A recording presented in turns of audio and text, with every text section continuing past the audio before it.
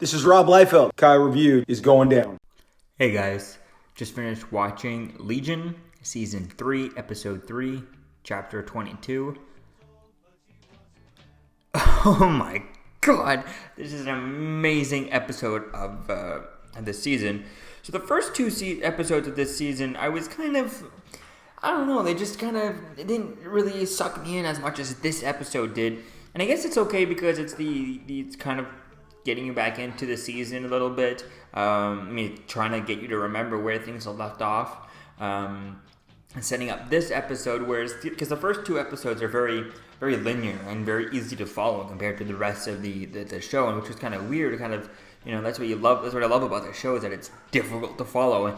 And in this episode, it was way more difficult to follow than the other one. The other episodes seemed like it was way too easy to follow, like a normal show, linear and stuff, whereas this is just all over the place, and yet then you figure, then at the end you go, oh my god, now I see the whole story, the story of this episode. And pretty much this whole episode is, we go back to the past to Charles Xavier and his wife, which they called Gabrielle here, and we have, David Haller has gone back in time with Switch to try and stop the Shadow King Farouk from going inside of him as a child, as a newborn baby and stuff. And we don't see this from David's perspective. We see this from his mother's perspective and a little bit of his father's, but mostly his mother's perspective from this. And we see them how they meet and stuff, and they're going back and forth through time because Switch, her powers are she's never gone back this far at all and stuff, and because she's only ever gone back to the points where she's been, back in time where she was.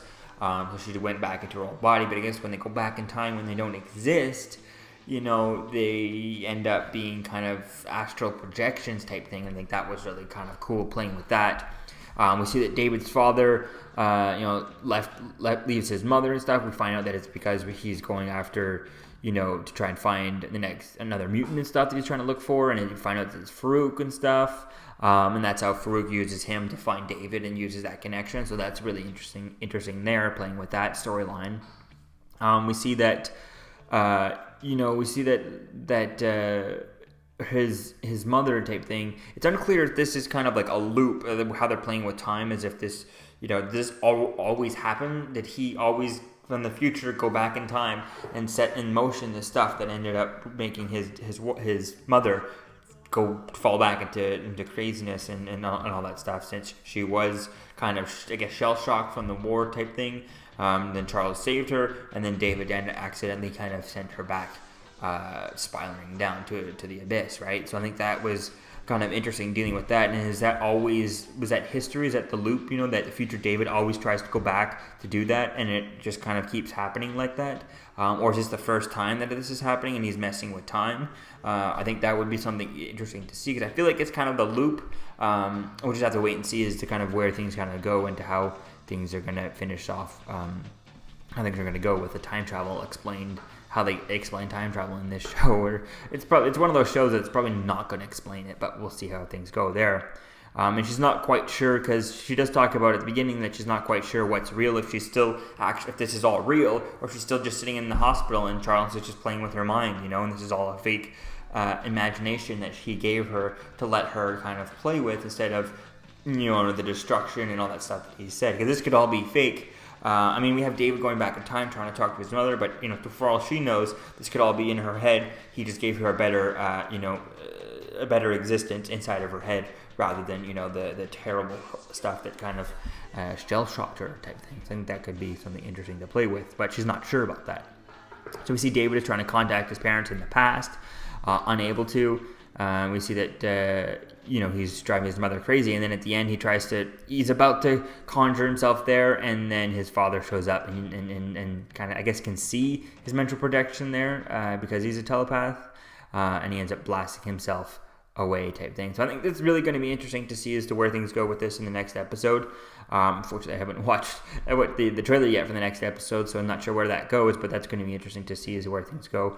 I forget as to where things have left off. I know we've already touched a little bit upon Charles Xavier in the last season and stuff, but I think it would be quite interesting to see as to where Charles Xavier is right now in the current time, I think it's going to be quite interesting there. And I'd love to see, all the other characters. Maybe, do we see Magneto or anything like that? But from what I hear is they had to fight, they had to really beg, Fox and Marvel and all that stuff to let them use the character of Charles Xavier with him, still in the movies, or at least at the time when they were writing this show, he would have been also in this show and also in the Dark Phoenix. Now we know this is going to be much more of a memorable Charles Xavier from this show than the Dark Phoenix stuff. Well, James McAvoy did an okay job. It's just this is just one of those shows that just kind of they can't compete with this show. At least they're not doing a good job with it in these movies. And this is they're so separate, so different that they don't really even compete.